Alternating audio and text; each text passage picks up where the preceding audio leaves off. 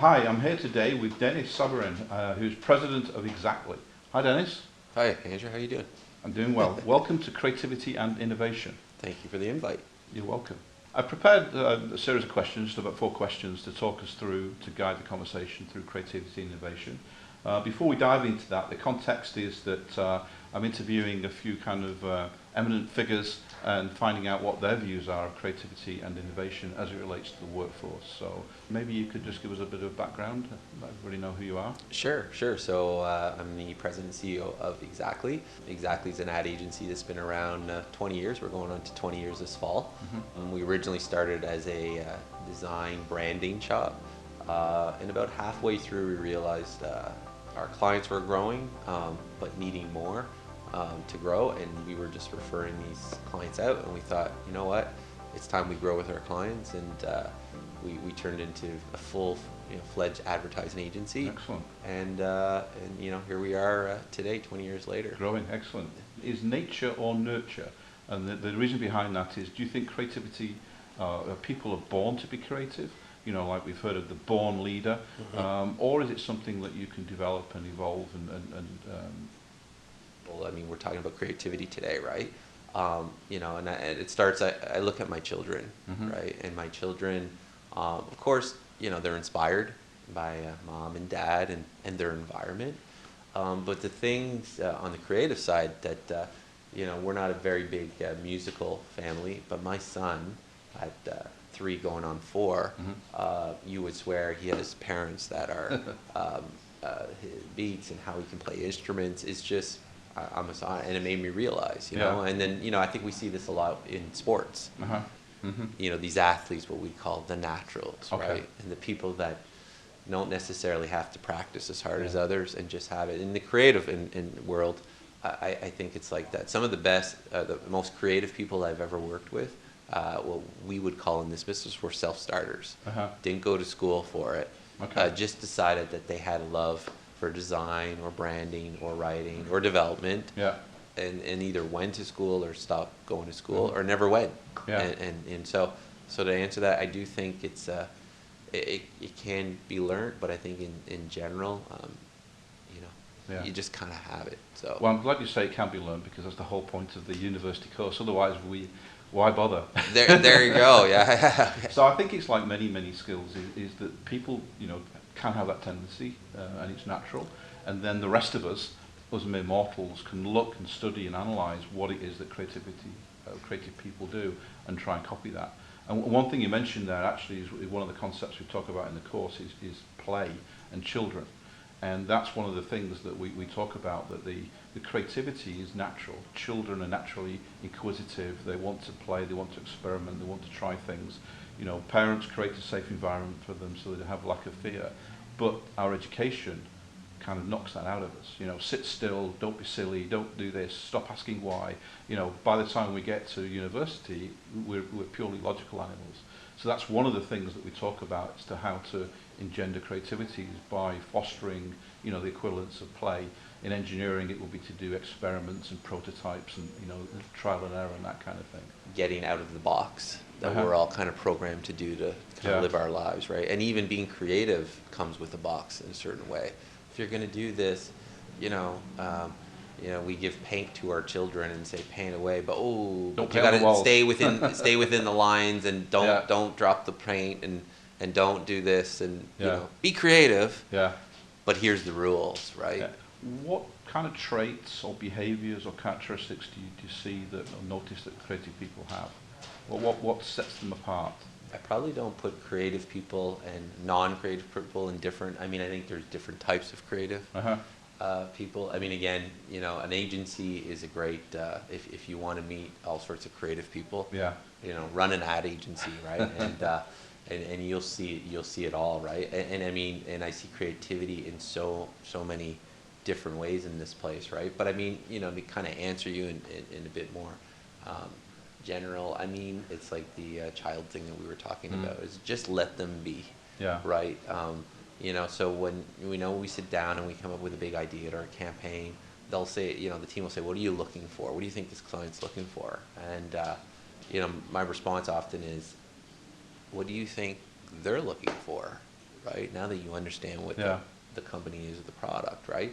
And I've noticed the best comes out of creative people when you don't put them in that box. Yeah. When you say to them, go for it. Yeah. Go with what if you were the designer there, the CMO, or what would you do to make this? Most creative people want to be creative, and it could be tough in the corporate creative world, like an ad agency, right, where timing's important. You know, it's finding the balance between being creative and how to hit timelines and stick on budget can be a bit of a. We live in a commercial world, so right. So, but But you raise a good point. You mentioned the box, thinking outside the box, and also allow people to be creative, to give them some space. And one of the techniques we actually work on is remove the constraints, because that's one of the things that kind of limits our creative thinking, is because we can't do that because of this, or that won't work because of that. Well, if you remove those constraints, then you can kind of let your imagination go wild. Then you can, after that, you can start saying, okay, now let's make it practical, and you can start to pare it down. Right. But, and when you get to that point too, is there's always people within this agency you want to lean towards when something's needed, right? But I realized a long time ago also is that allowing others' creative perspectives within that big idea or that creative brings so much more value too, right? Because again, in my mind, it's not broken down to creative and non-creative people. I think within those categories, there's the creative people that think differently. Yeah. And then there's non-creative people that, have a creative, they consider themselves non-creative. But I've seen some of the best ideas come out of people within here that maybe don't have a creative role, but we bring them into account and say, what do you think from the bookkeeper's perspective or account manager's perspective? And they go, hey, do you ever think of doing this, right? I think it's easy to say I'm creative or not creative, but I think deep down inside that's very interesting actually. Well, what you're touching upon there, I think, is diversity, because inherently there might not necessarily be creative people, but if you have a diverse workforce, then by default they're going to bring different perspectives. So that that in itself is a good thing to have. It leads me on to the next question: is what kind of things have you done within Exactly to try and foster creativity, to try and encourage it? We've tried a lot over the years, right? I mean, the start, and maybe this is a bit typical now because people talk a lot about culture, right? And it's a bit of a overused word, right? But I mean, I think it still has a lot of meaning. And what does that mean? Of course, it means more than just your environment, but that's a start. Yeah.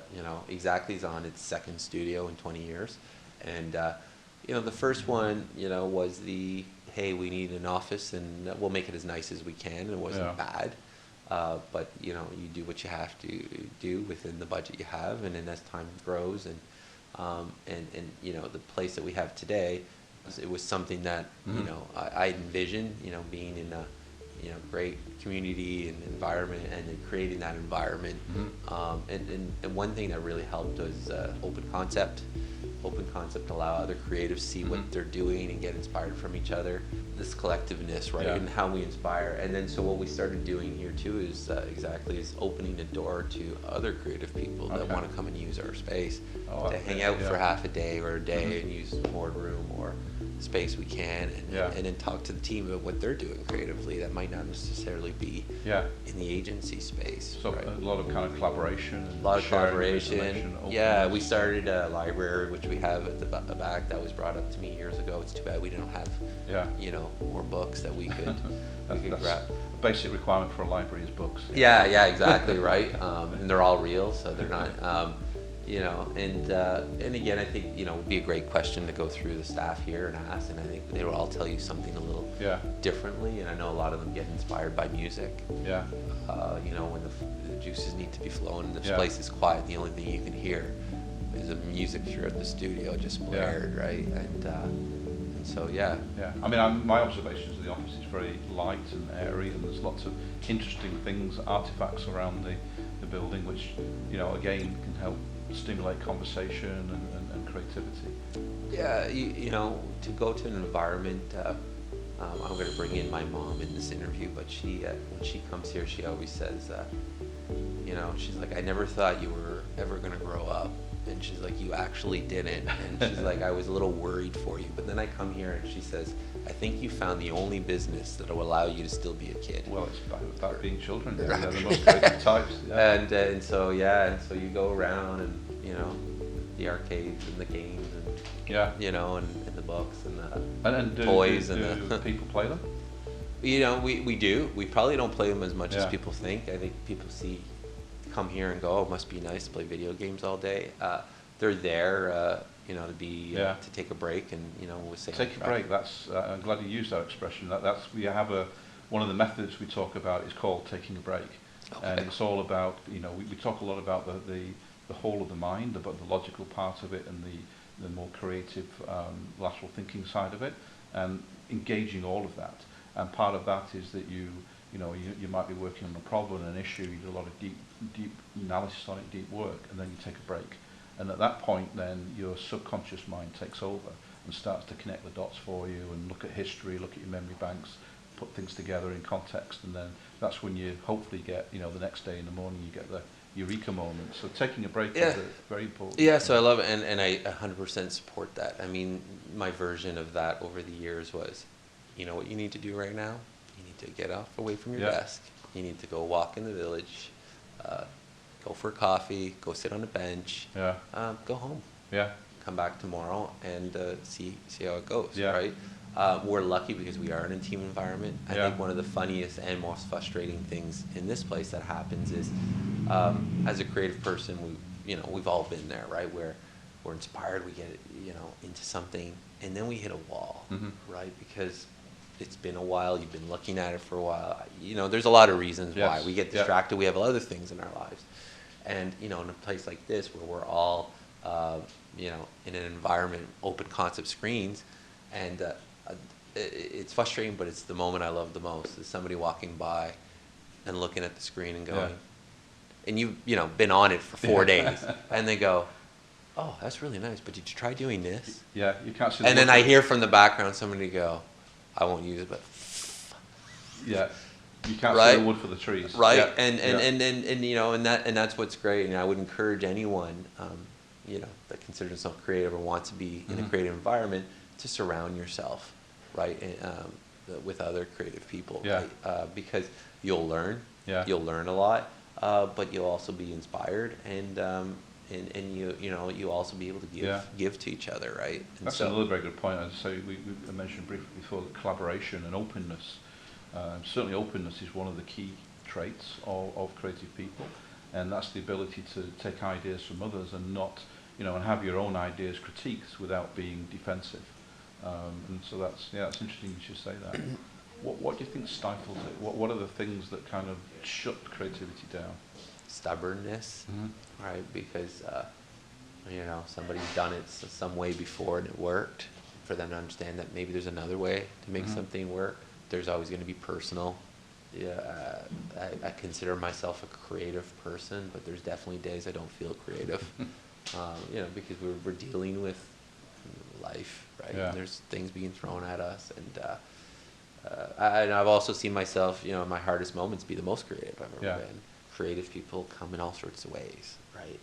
And I see the people here that when there's a certain subject matter or a certain type of client, more energized and you know, hands start going up. Ooh, that's interesting. I've always wanted to, you know, be part of something like that, or I have a skill set in, you know, voice recording, or we you know, something interesting like writing a jingle, right, or something like that. So. Yeah, I mean, that's recognised as another kind of trait or behaviour, is the inquisitiveness, or to be creative and interested. So that's it. Okay, that's really good, Denis. I really appreciate that. Just any final parting comments regarding creativity and innovation in the workplace? Don't hold yourself back. If you know, creative world, I know people can be scared of it sometimes, right? Because, you know, does it pay enough, or does it, you know, are there jobs available, or what does it mean? I'm going to be, you know, just go for it. You know, because when you do something you love, which, you know, the rest will follow. Right. And so, Okay, I really appreciate that, Denis. Thanks for sharing your thoughts on creativity and innovation. Thank you. Thank you. Thanks for having me. Okay. Thanks, Andrew.